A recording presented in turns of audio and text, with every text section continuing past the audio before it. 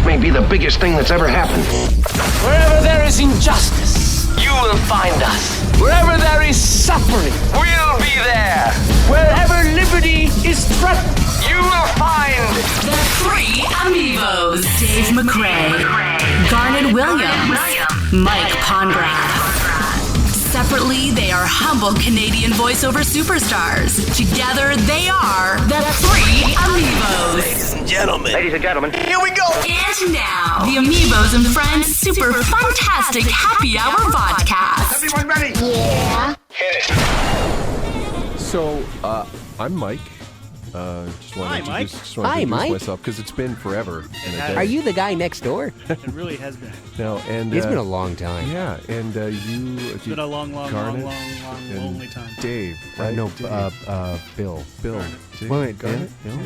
It's good to be back, though. It is. It is good to be back. It's far. You know what? It's we're been a long time. Hey! Welcome to the AmiVOs and Friends Super Fantastic Happy Hour Vodcast, our first of the year 2016. Yep. Correct. And our first in many, many a moon. Yes. Also true. 2015 was a very busy year. Well, It was. It's good because if AmiVOs are too busy to get together to do the show, it means AmiVOs are busy working. Yeah, Exactly. That's and true. what are we busy working doing? I don't know. Started a new mail order business. I also Voiceover. Oh yeah, voiceover. That's what it is. Voiceover, that's what it is. Right. So, yeah, 2015 was a fun year. A lot of people are glad that it's over. Yep. I don't know why. That it was good times. We did try to get together a couple of times, but again, Yeah, it's tough. Schedule. it's tough to Schedule. find Mike's got time. kids. I got kids. Dave has no kids that he's aware of. Well, But Dave I got a did have a cat. very busy. He I did have a cat. He has a cat, but he also did some traveling as well. Yeah. We do have I to say did. congrats to AmiVO Dave. For those of you that are in the voiceover industry and know of the Voice Arts Awards, our wonderful buddy Dave was nominated for an award. Yes, I was nominated for Best National Television Promo. Nice. For my work with Travel and Escape, T&E Yes, up here with in Blue Ant Media. That's right, up Good- here in good group Canada, of people. and so that was a lot of fun to head down to LA and check that out. And you got to do the whole red carpet thing. I did the red carpet thing, saw William Shatner. Julianne and- Moore was there? What? What? Sorry. What? Am I missing something? Wow. I've missed something. Yeah, I went there. You went there. What? I've missed. Keep moving forward. There you go. Okay. Um, all right. I'm just going to keep moving forward, so- and I'll be told at the break. That's exactly. So LA. so yeah, it was a great LA was experience. good. And we were I had been actually. to- We were so was that it? Yeah, I was gonna say, we were actually in LA at the same time. we were, yes. But for two completely different things. I That was is on the correct. Griswold family vacation, Yes. and you were there for the Voice Arts Awards. That's and right. We missed each other by about an hour. We did, yes. I stayed at the Roosevelt Hotel on Hollywood Boulevard, Yeah. and my girlfriend Leah was in the shower, I believe, and I just sort of was getting dressed and getting ready for the day, and I was scrolling on my phone on Facebook, and I noticed that there was this photo by this somebody, and he was standing in the footprints of Harrison Ford That's right. outside of the TCL, now it's called, the TCL Chinese Theater, Yes. across the street. And then I looked and I realized it's Mike fucking Pongracz. I know. And I was like, is he? And then I looked out my window to see if you were actually standing That there. is his given name, by is the my way. given name. Yes, exactly. So anyway, but then I looked a little more closely and I realized Missed me that by about an hour. I missed you by about an hour. so. LA was fun, and I mean it was cool.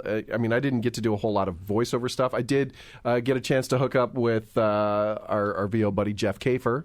Yes. At Disneyland. Got to meet him, got to meet Nice. his amazing family, and had a beer and chatted stuff, and it was great. I'd like to go back and do a little more VO stuff, which is what Garnet is going to be doing in May. In May, I'm But going to be before heading to La La Land. you say that, it was actually kind of interesting because while you and I were in L.A., La La Land, Yeah.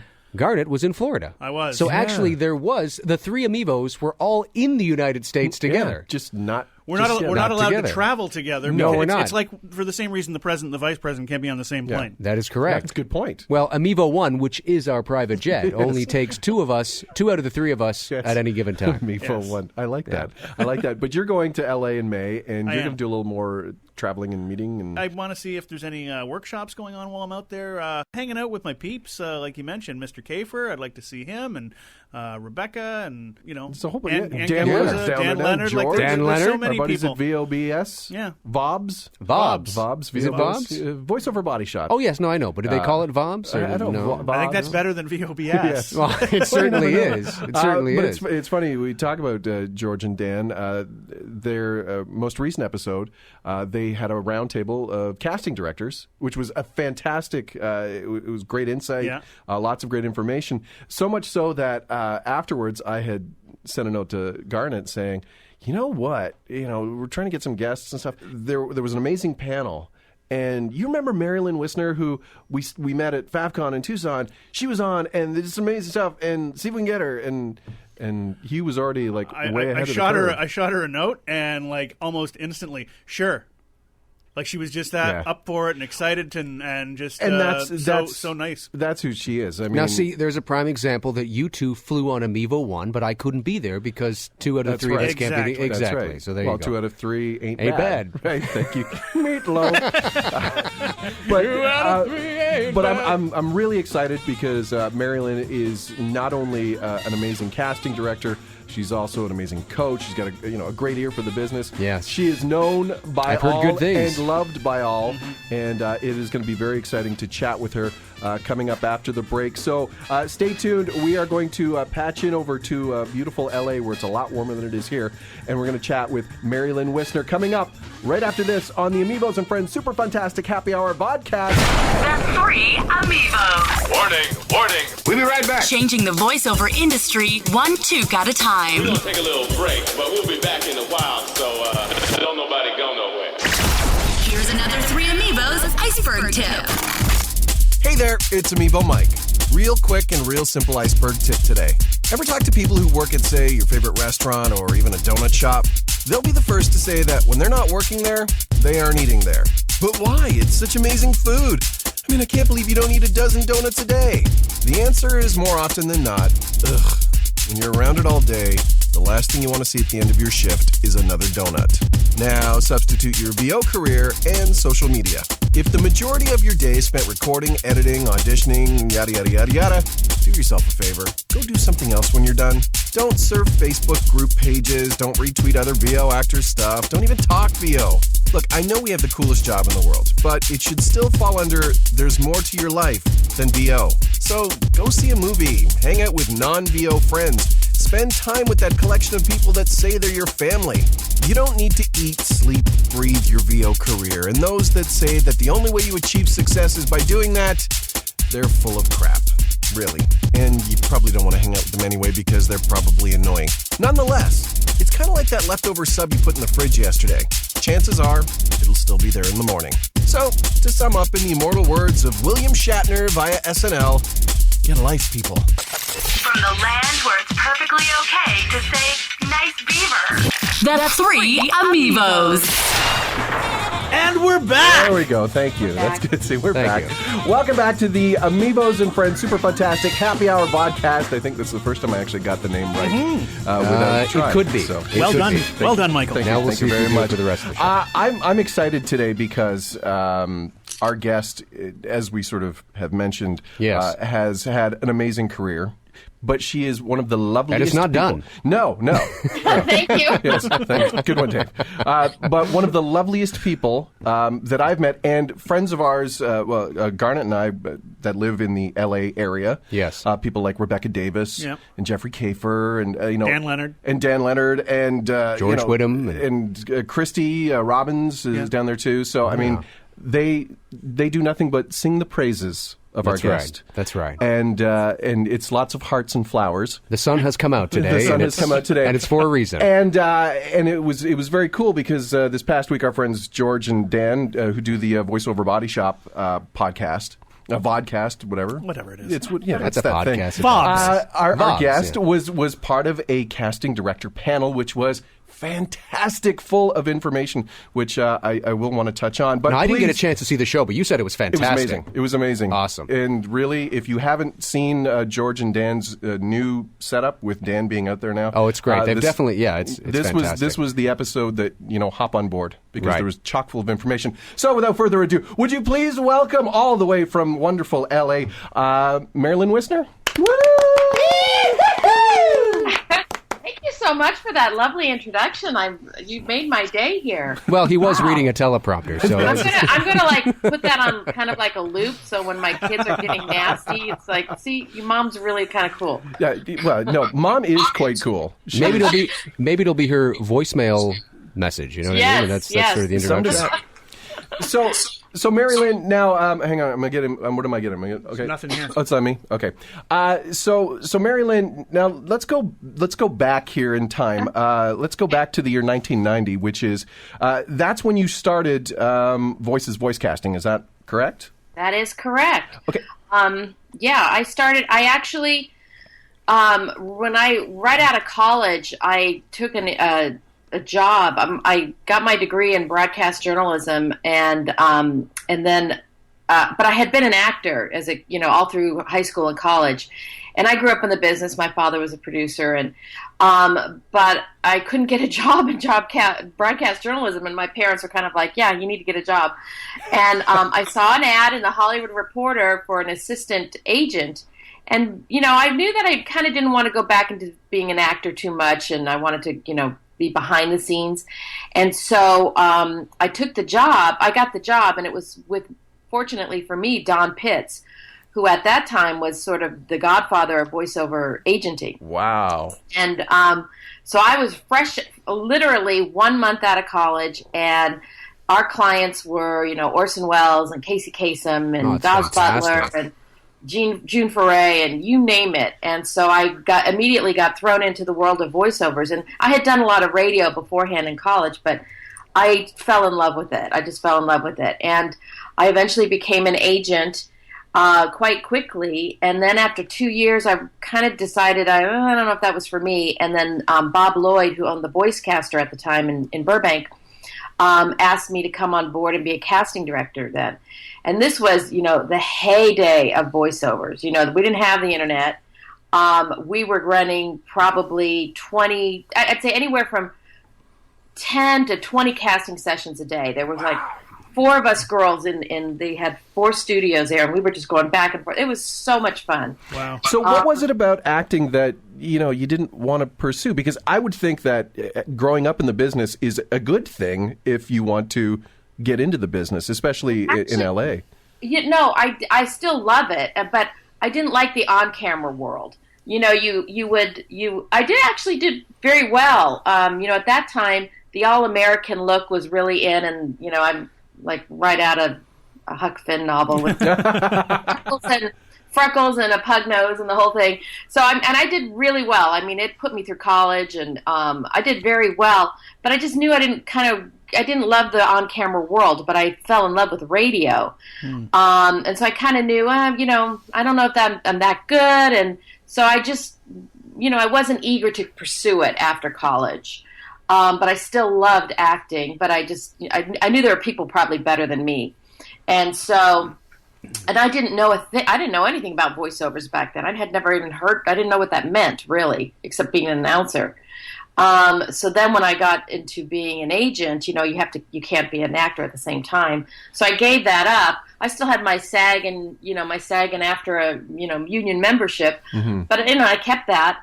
And then, became an agent, and then got over to the Voicecaster and, fell in love with the world of casting. 'Cause like I said, we were casting, we were the only casting company in the country. And so I was casting, one day I could be casting, commercials in the morning, an animation series in the afternoon, a narration project in the later afternoon or whatever. And, the cream of the crop would come into audition for me. So I did that there for 2 years. And then I decided in 1990, I could do this better. And so I could do this differently.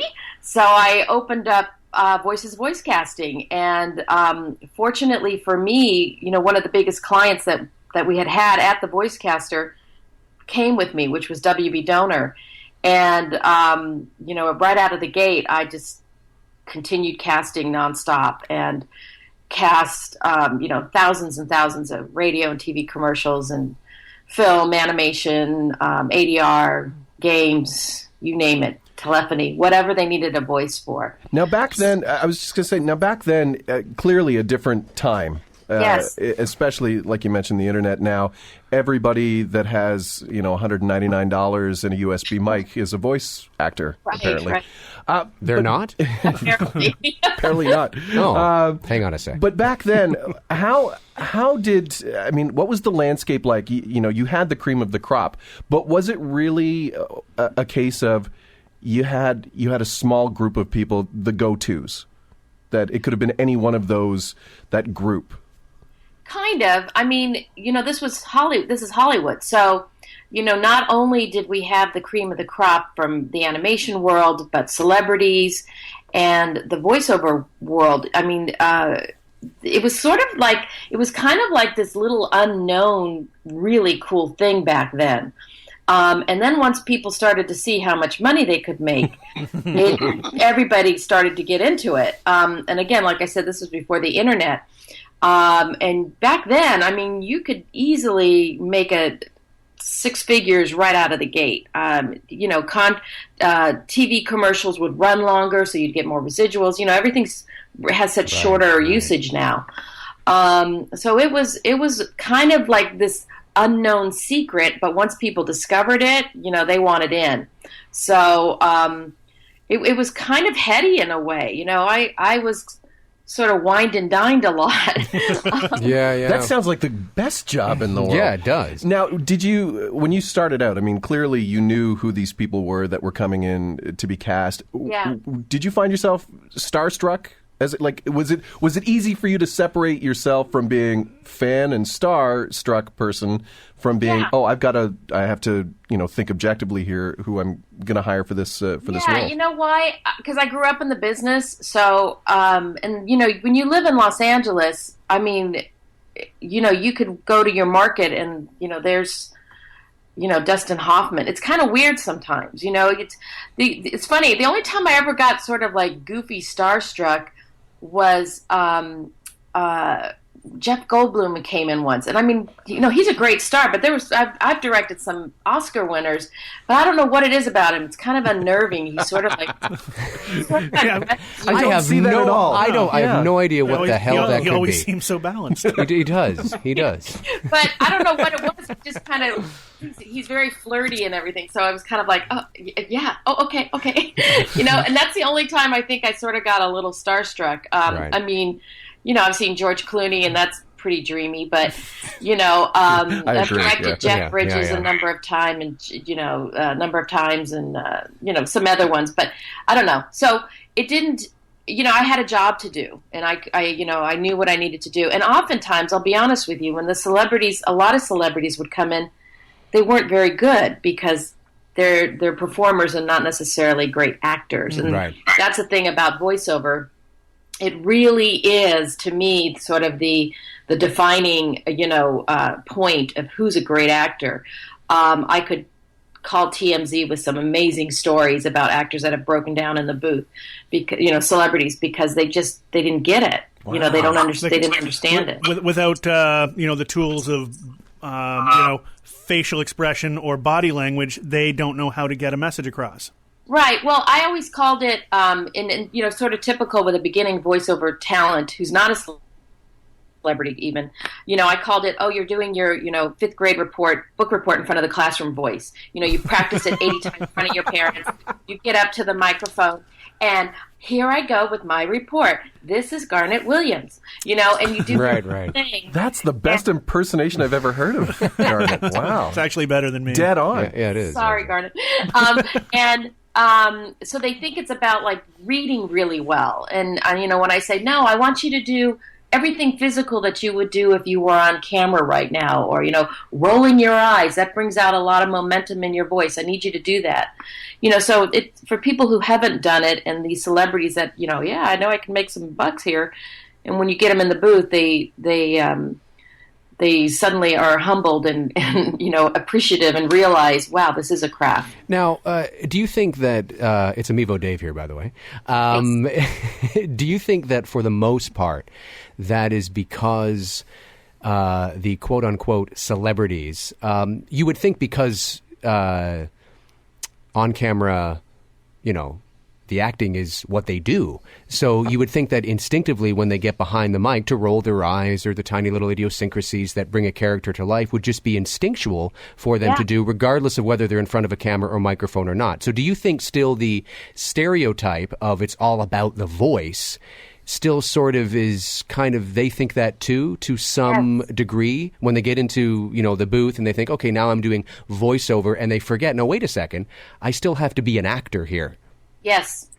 Yeah. I mean, I won't name names, but there's been a few actors who, we know out there that have beautiful voices. Right. And so, of course, their agent, is going to say, we're going to get you in on this. And I will, I've cast a number of campaigns and where the ad agency will say, yeah, we do want to hear some celebrities.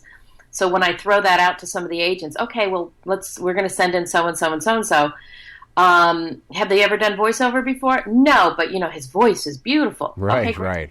So you get him in the booth, and that's what they narrate it, or not even really narrate. They just read it really beautifully, is what I call it. And then when I say, okay, on this line, see how that correlates with what's happening on the video there or screen. Oh, what? Right, exactly. So that's why I said, and I often tell students, the celebrity voice actors that you hear now on TV and radio, there's really only, a couple handfuls of them that do a ton of voiceover because they get it. That group, the John Krasinski's, the Alice. They get the nuances and they get what it is to perform a voiceover. Well, they understand that regardless of whether you're, in front of the mic or not, you act, you be an actor, you do what you do.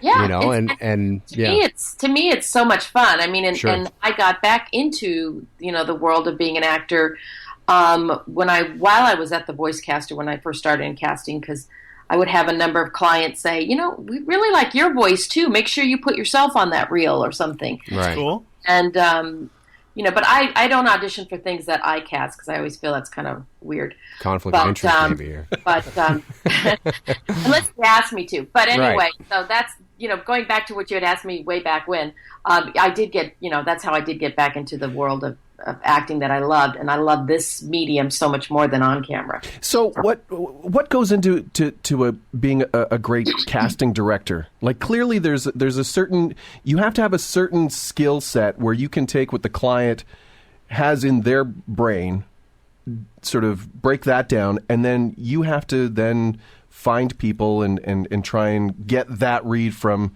those people. It's an interesting skill set. Like, what goes into being a good casting director?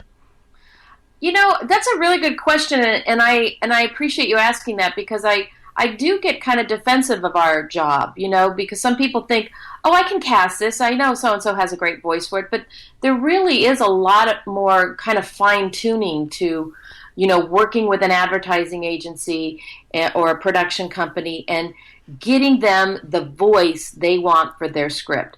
So, for me, and I think a lot of my colleagues out here, especially in LA that I'm good friends with, our process is pretty similar. We will spend, and this is where it's different than the whole pay-to-play craziness.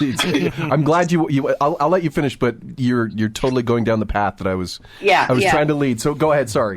So anyway, we're getting paid to do this. So we will spend the time with the producer, with the copywriter, maybe the account executive, whoever they want us to talk to or we think we need more information from. I will call them and say, let's talk about your script and what is your vision here? Because you have to remember that usually voiceover is the last thing that's done in the whole series of production. Mm-hmm. They usually have already shot the commercial or are in the process of shooting it while they're casting the voiceover. But it's kind of like the pretty bow on the package. It's the last thing that gets done. So at that point, when they are searching for their voice, they need that pretty bow, and they want that to be the icing on the top. So I think that, being somebody that's dedicated to the world of voiceover like myself, I want to impress them that I'm going to help them find that pretty bow. And, fortunately, thank God, I've been very successful these past 26 years with my company in casting some amazing talent over the years and all kinds of things. But I believe it really is understanding your client, understanding the client, my client being the advertising agency, but understanding their client, which is the company that hired them to, sell their product. So we're all kind of in the package together. And what I tend to do too, a lot of times I will go, if they're recording here in LA, I'll finish up. I'll go to the sessions, so I can, if I, to see how it all turned out, or talk with the client some more, whatever. I don't just leave it a lot of times. I like that. Yeah, that's really nice. Yeah, and then it also helps me just get to know talent as well, because unfortunately I don't get to see talent much anymore. Everything's sent over an MP3 file. Yeah, right. So it's not that often that we have sessions going on in the lobby with talent in the lobby all day. So did I answer your question? No, absolutely you did. And it's fun. And again, you led me down to the whole pay to play, which I don't know how much of an effect that the pay to play sites have in your neck of the woods, like in LA and in Hollywood, as opposed to everywhere else in the country, especially sort of the non-major cities. But as a casting director who, again, has put in the time, who has the experience, who has the knowledge, does it make you want to scream when you hear and see of bigger companies, these pay-to-play sites, that have account managers, for lack of a better term? They got kids deciding on who's going to get cast. Absolutely. Right. I call them telecasters. Yeah, telecaster. Oh, hey, that's good. I like that's that. an insult to the Fender Telecaster guitar, though. But I get where it's going. Okay, that part I respect. This part I don't. I respect what they have, and I'm jealous I didn't think of it. It's great. It's brilliant, and I think for certain things it can be great.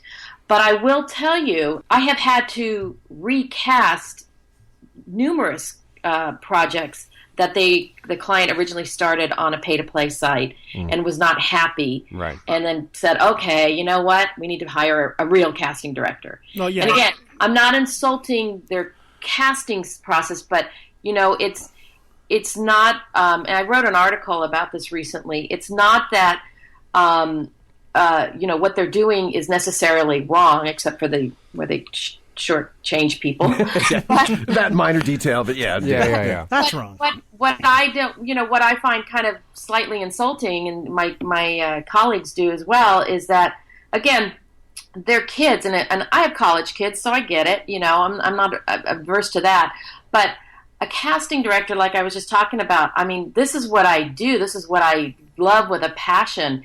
And my job is I go out to theaters and comedy clubs, and if an actor's on a TV show and tells me, I'll watch it that night, or what. I mean, my job is to hear.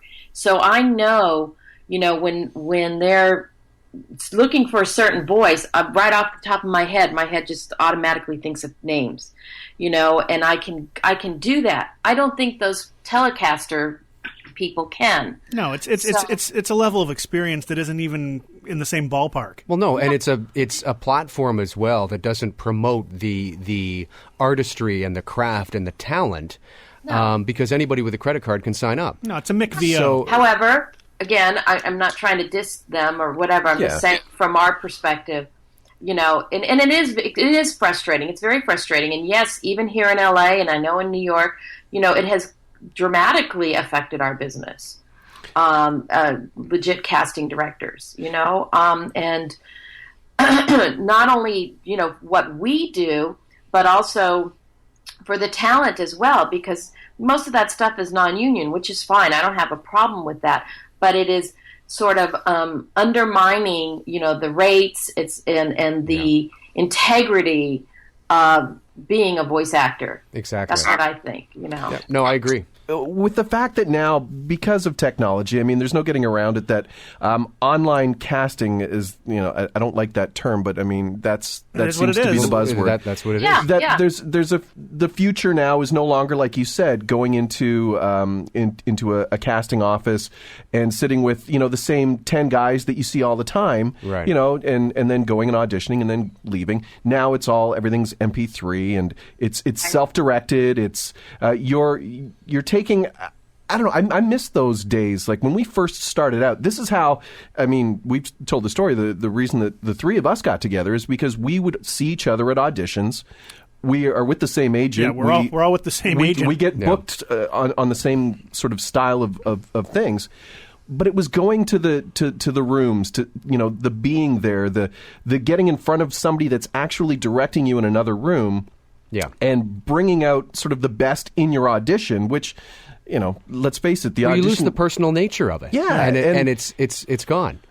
Now it's a lot of this MP3, which I get, technology is great, but has it now, because of this sort of technology and having such a big playing field, do you find now that as a casting director, you tend to go more with sort of the people and the people that you've worked with because...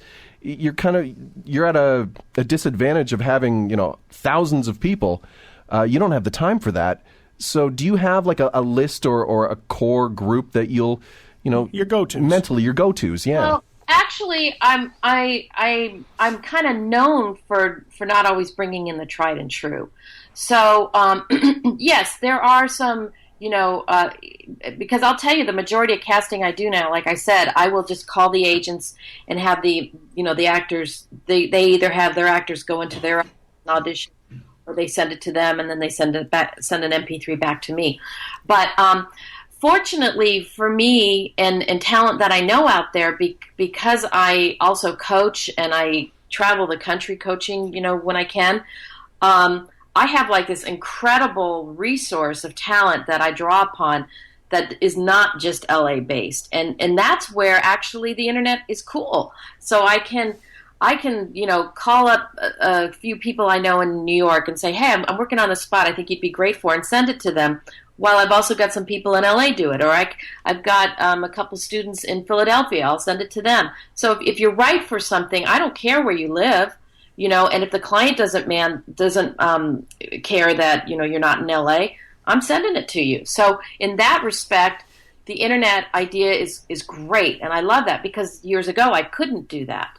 The only thing I miss, like you were just talking, I call it like our water cooler. I miss that. I miss just seeing everybody. We all used to, you'd come out into the lobby to get the next actor, and everybody's laughing and having fun and telling stories, and it was a family. We were all really good friends. So that's why when there are events like some of these conferences, even though you might not support them or you might not want to go, it's nice to see the other guest speakers as well because we miss each other. That's right. Absolutely.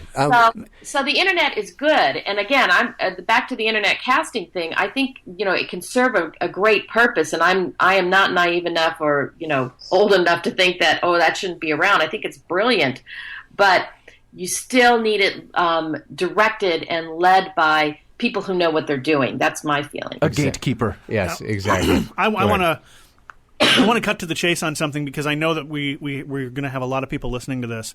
And when you get to get some FaceTime or some ear time, as we have right now with MaryLynn, what is your top tips for somebody that is coming in to audition for a casting director? Oh, gosh.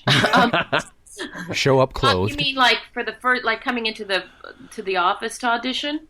Yeah, not sending an MP3, but the in-person audition, because this is the thing that I see being discussed on many Facebook groups is because they come from small markets. A lot of people are living in small markets where they don't have an industry close by with casting directors and stuff like that. So all they're doing is MP3s, and then they're just out of their element when they eventually in their career. They're good at what they do, but they're just so fish out of water when it comes to auditioning live for somebody. So what would be some tips just for anybody coming in? Great question. Okay, never ever ever ever ever ever ever be late. That would be my first one. And then give yourself time before you start chatting with people, or take time, ignore them, and take time to read your copy and look over your script. I'm not saying you have to have it memorized and over rehearsed, which we don't like, but at least go over it. If there's an accompanying video, take a look at that, a storyboard, anything. Go over the script, feel comfortable with it. If you have to walk outside and come back in, and then when you get into the booth, introduce yourself to the casting director if you haven't met them before. It could be, a booth director who's running the session, but, just like in any business, be kind and professional with everybody.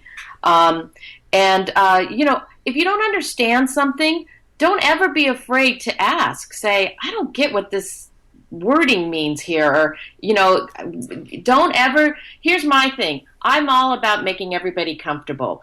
And so I'm always a little surprised, like when people get nervous around me. I'll tell you this great story. Years ago, my older daughter, when she was little, she would always come to my casting sessions, and she was just a really easy kid that way. And ironically, she's an actress now. But she, I remember some actors were coming in, and she noticed that a number of them were very nervous reading for me. And I'm really an unassuming person. And this one guy came out, and he's like, I'm sorry, MaryLynn, I was just so nervous. And my daughter, Caitlin, was like, God, she's just a mom. I told that story because I'm on your side. I want you to do really well. So when you go to a casting director's office, they want you to do well because, first place, the casting director's so happy they didn't go to an internet site to cast it. They're so grateful to get good talent in the booth, and they're going to work with you. They're going to help you get the read, even if they have to line read some things with you to help you get the nuances. But they're on your side. They're not against you. So I think that's another major point to bring up, that we want you to get the job because I want to get hired again by that production company or advertising agency. So that's one thing I always sort of love about the world of voiceover. It's very collaborative, and I think generous that way. So I think that's important to remember. And if you feel confident in your voice and in your talent, take a deep breath and go for it. We all know that obviously talent is sort of the bottom line, but having said that, how important is an actor's attitude when they come in? Yeah, I think attitude is a big thing. Like I said, I'm very easygoing, and I think if you're talking to more actors out there that have read for me, they would say that. I'm not a casting director that's gonna be bitchy or try to make you feel bad or inadequate or anything like that. Because like I said, I want you to get the job. But if you come in, my only weird thing is like people that come in and they don't listen. When they okay, got it. Yeah. They give me that. Well, that's all part of the attitude, isn't it? Yeah, I'm like, I'm the one that talked to the client. I'm here to help you. Exactly. So don't tell me that, Yes. That's the only time I get a little annoyed. But if you come in confident, professional, and kind, you're going to do great. Exactly. Now, you mentioned, or we mentioned talking about newbies before. Mm-hmm. And they might not have a lot of experience, and somebody that hasn't had the opportunity to actually read for you, but they can still get a little bit of MaryLynn with the app. Yeah, the app. And I downloaded the app. I didn't know who you were at the time, but I went on. I got my first iPhone, and I went to the App Store, and I just typed in voiceover because I wanted to see what was out there app-wise. And first one that came up was yours, and I got it, and it's still on my phone. I'm looking at her picture right now on my phone. So you got there's MaryLynn. Right. So how did you come up with the idea to put the app together and get it out there? Because I know so many people that actually use it and refer to it. Every time they go out for an audition. Well, let me have a little disclaimer. My developer is like changing it to look more like, because we just did a new website, and so the way it's looking right now, I don't like that. Like my picture comes. Okay, that's just me being vain. Anyway, so don't judge it. Those of you that haven't gotten it are getting it and then going, what the heck? Here's how it came up. When I started casting, at the VOiceCaster, I was meticulous in taking notes in every casting session I ran, because I started to see a lot of the same people would always get booked. What are they doing? Why does so-and-so always get booked? Why does Rob Paulson book every funny job or whatever? So I would just take meticulous notes, what every actor did when they were auditioning. And then after the project would get cast, I'd go back and look at my notes.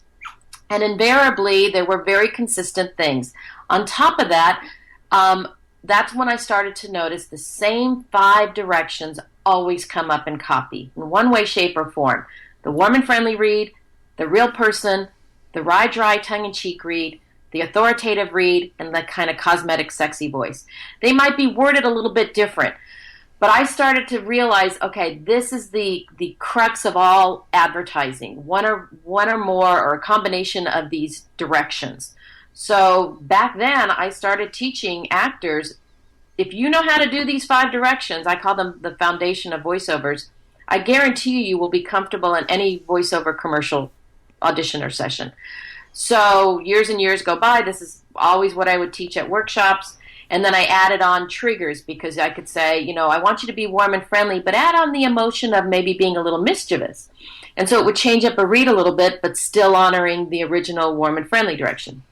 So over the years, actors, I would notice, that had studied with me would have these little like index cards or notes, and I'd see them pull them out at auditions, and or they would say, God, I wish I could take you into the booth with me when I audition, or So about 3 or 4 years ago, I thought, you know what, I'm going to make an app for this. I am so not the techie person, so I had a wonderful voice talent out here in LA, and Dean White helped me with it, and then a developer, got it all going, and it's basically, if you study those 5 directions, and I give you script samples and audio samples, and then like a list of, a number of triggers, emotional triggers, that's my coaching, in a kind of in a nutshell. So that's how it started.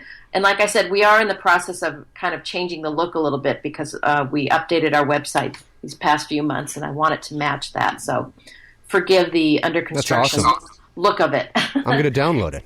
Yeah, it's called the VoiceOver Self-Direction app, and you can get it for the iPhone or iPad as well as Google Play. Okay, fantastic. Yeah, thank you. So now, I'd mentioned at the top of the show your appearance on VoiceOver Body Shop. You were there with Jody and with Kelly, and it was excellent. And some of the questions that came out of the people in studio with you and also the chat room were interesting ones because, I see that the voiceover community now, there are certain, I don't want to say certain different class levels, but based on your region, you've got the regional blue-collar voiceover actors, and then you've got the major city, the New Yorks, the LAs, the Chicagos, the Torontos. Throw the Canadian one in. The home team. The home team. But some questions were brought up that I found were had some fascinating answers, and a lot of them dealt with the marketing and branding aspect of things, which I see a lot of voice talent that aren't in the major cities putting a real big focus on having a brand and having a tagline and that kind of an approach to their voiceover careers. And I was surprised at some of the answers that you guys gave as to how maybe not as important in your eyes from a casting director's point of view as it is from the eyes of the talent. Is that the case in general? Yeah. Like, are we trying too hard as voice actors? Yes. Here's the thing, and I say this with all due respect because one of my good friends in the business is kind of a branding manager, but I don't care. I care like aesthetically, oh, that's really cute, or that's funny, but I go, boom, right to the demo. I don't, all that money and work you put into it, it's nice, but all I'm caring about is what I'm hearing. So, and I'll give you a perfect example. I don't know how much time we have left, but there was a fabulous talent I worked with, I don't know. I should be careful. Anyway, his whole thing was, I'm the guy next door. I'm the guy next door. This is me, guy. His name, guy next door, guy next door. So he would always send me stuff, guy next door. Super lovely person. Mm-hmm. And so then I go to his town and I'm doing a workshop and he's in the class and I'm giving him copy like, Jeff Bridges stuff and, Sam Elliott stuff and really wry, quirky, snarky Dennis Leary stuff and, really, and he nailed every single read. And I said, wow, I think you've lost thousands of dollars because all I ever thought of you was the guy next door. Right. Wow. And so that's my point with branding as far as like a tagline for you, kind of shoehorns you into one thing when you might actually be better at many different things. Why limit yourself? I mean, I would have sent him all kinds of copy had I known. Right. And I'm okay with the branding if it's like a graphic idea, like everything you do is pink or blue or, like yellow daisies. I don't care. But again, when you label yourself, cool, sophisticated or a tall cup of water, whatever that stuff is, we just don't care. I mean, if somebody does a website, I think you should have a website, but keep it clean, one page, your demos, contact information, done. It's about the steak, not the sizzle. Thank you. Very good, Garnet. Thank you. Now drop the microphone and get off the air. I was due. You were due. You totally due. We are actually almost out of time, and there's so many questions. I know, and there's so many questions that keep coming into my brain to ask you. But the one thing that I wanted to ask you, which will be sort of my last one anyhow, is, it's very clear that you've had quite the career and you have the, all the stories and the anecdotes and just the amazing experience that you've got from your illustrious career. But having said that, is there something that you have not achieved? Is there something that you want to cast for? Is there something that you want to try? Is there something that still to this day, after 26 years and more in the business, is there still something that you're like, I still need to do that? That's one of my main goals. Wow. Nobody's ever asked me that before. No. Oh, what a letdown. She's done it all. Well, you know what? I just want to keep working. I've worked on so many wonderful projects. I would like to do like maybe an animated film. I worked on Shrek and like ADR casting. I would love to cast a film, like an animated film, solely where I'm the only casting director, because I just think that would be so fun and, kind of a cool legacy. Well, but one of my most favorite projects, people always say, what's your favorite? My most favorite, I've done a lot of casting for History Channel, and I did one several years ago called The Color of War, and it was a 13-part episode about color film of the World War II. Because everything we see is black and white. Right. And Peter Coyote was a narrator, but I had to cast about 30 to 40 voices per episode of, these were all based on like real journals and diaries and actual, articles and things. So I had to cast people reenacting those. And my dad was a World War II vet, so it meant a lot to me. And it came out beautifully. I was really, really proud of that. And I've done... some Clio winning commercials, things like that I'm really proud of. But I think maybe that the icing on the cake for me would be to kind of do some kind of cool animated film. Feature film. Well, there's still time. Okay. And here I thought the icing on the cake of your career would be coming to Toronto to see us. I do want to come to Toronto. Well, the dollar is so good right now in your favor that you could live like a queen on $5, basically. What an amazing career you've had to this point. And like I said at the beginning, you are one of the loveliest people that we've ever chatted with, and that I've had a chance to see live in action. Your session in Tucson at FAFCON was amazing, because stuff that you talked about, especially just sort of an aside, the audition thing. You had mentioned leading into the line in your audition script, like making something up, a lead-in line. Yeah. And I do that naturally, And I left FAFCON, and I remember telling Heather Costa, who's another friend of ours from FAFCON. Yeah, I love her. And I did that on the first two auditions when I came back from FAFCON, right. and landed them. Yeah. And I thought, you are the guru. You have unlocked the mysteries of auditioning for me. But how has it gone since? Well, I can't stay too long. I've got my greeter job at Walmart that I have to get to supply my income.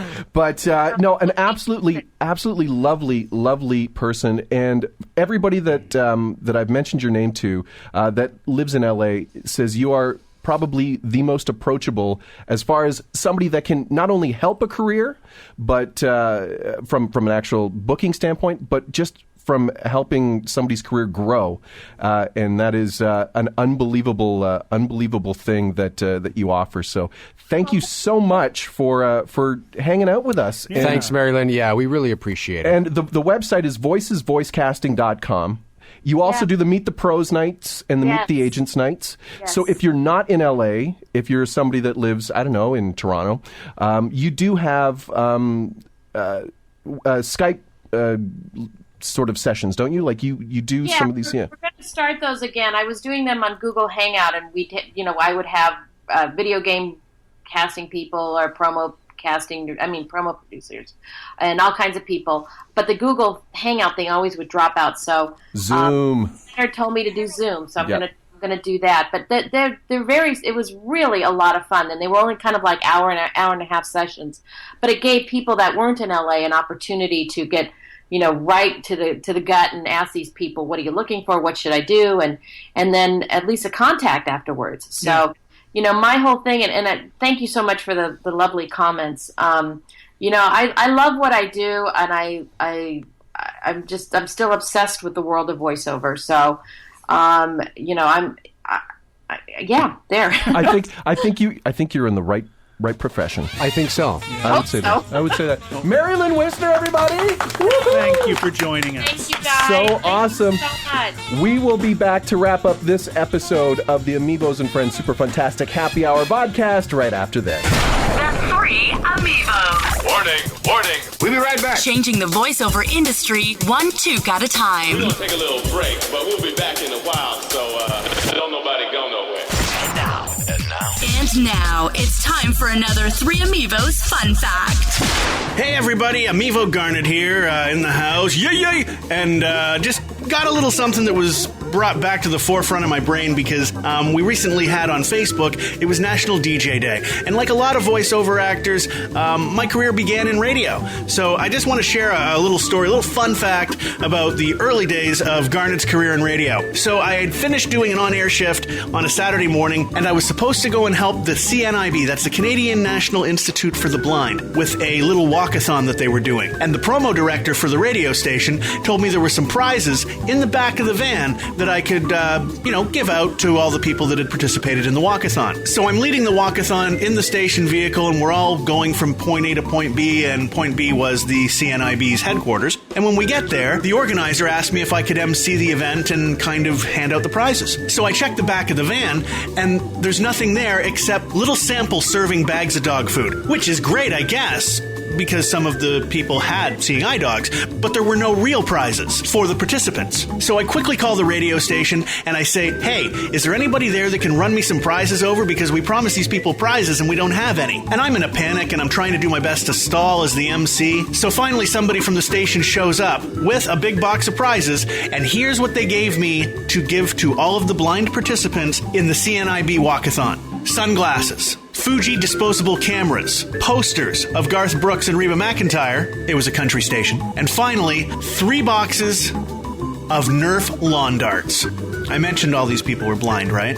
Anyway, it is for sure the most embarrassing moment that I've ever had, but everybody was really cool, and they were just happy to get stuff from the radio station. We also had some CDs, so it wasn't all bad. If you came from a radio background before getting into VO, or any kind of crazy wild background, drop us a line and let us know your story. Now, back to the show. And now, the AmiVOs and Friends Super Fantastic Happy Hour VOdcast. Everyone ready? Yeah. Hit it.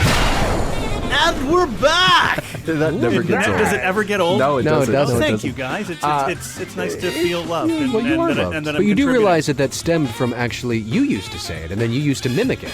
Well, we were both mimicking Jimmy Fallon and sketch Ben on Saturday Affleck, Night Live. yeah, when they did the radio show sketch on SNL. Yeah, we should see if we hey, could man get in him the on. box, get back in that box. No. We'll see if we can get him on. Yeah, I'm sure Jimmy's Lucy, got... contact Jimmy Fallon, please. There we go. Tell him the AmiVOs are on the line. Speaking of a lot of love, though, she was awesome. MaryLynn is a sweetheart. Oh, my God. And so, again, I haven't met her and I don't know her that well. Or at all, really. But from what I can hear in her presentation, it just seems like a genuine, real, authentic sort of... And she knows her stuff. Oh, she is... just fantastic. She said, I really hope I get to meet her. And she doesn't sugarcoat. No. And again, she's... But you don't want her to. No, and MaryLynn... She's real. That's another one of those reasons why I wish, more VO talent had like the old days where you would go into an audition where you would be in front of a casting director. Exactly. Because you can get so much more out of the audition by having somebody like MaryLynn and her caliber of ear, so that it's one. That feedback is crucial. Yeah. If you like in figuring out where you need to tweak your game. Absolutely. It really is. And you know that she's going to be honest with you, but there's a difference between a critique and an opinion. Yeah. And not everybody cares to know your opinion. No. And she seems like the type of person that is going to offer a really great critique, but in a real, genuine, professional way, is not to seem passive-aggressive. No. Absolutely. And that's just fantastic. Exactly. And you know that the information you're going to get is, spot on. Yeah, well, exactly. With her experience for reals. Absolutely. So thank you so much to MaryLynn for joining us. And again, if you get a chance... It was nice to be back, too, wasn't it? It was. It was good to be back in the studio, back in AmiVO Mountain. Feel good. You guys look the same. You guys are looking ripped, chiseled. It's fantastic. You're such an ass. If you would like to get a hold of any of us chiseled AmiVOs, voiceman with 2 N's.com. Yes, the voiceman with 2 N's.com and DaveMcRae.ca. Williams Voiceovers. And my website is new and all kinds of shiny looking and stuff like that. Check it out. My webmaster did a phenomenal job, better than I could have done, and it's live. It's still WilliamsVoiceovers.com. Beautiful. But new coat of paint and streamlined and ready for 2016. Sweet. All right. MPVoiceovers.com is me, and of course you can always check us out at the number 3 AmiVOs.com. Yep. And on the Twitter at the 3 the 3 AmiVOs. I can't remember. Is it at 3 AmiVOs or at the 3 AmiVOs? I think it's at the 3 AmiVos. Okay, but the real question is, Mike, does allthingsmike.ca still forward? Yes, it still does. You're such a pain in the ass. For AmiVO Garnet in front of me. Ole! And AmiVO Dave to the left. Ole. This is AmiVO Mike saying, till we meet again, we wish you a very happy and hearty 2016. Ole! We are finished. We are over. It's over. The AmiVOs and Friends Super Fantastic Happy Hour VOdcast has been brought to you by the 3 AmiVOs. Show's over. It was written, recorded, edited, and produced from deep within the Great White North by Dave McRae, Garnet Williams, and Mike Pongracz. Are we going bye-bye? For more AmiVO fun, questions, or comments, check us out online at 3amivos.com, on Twitter at the 3 AmiVOs,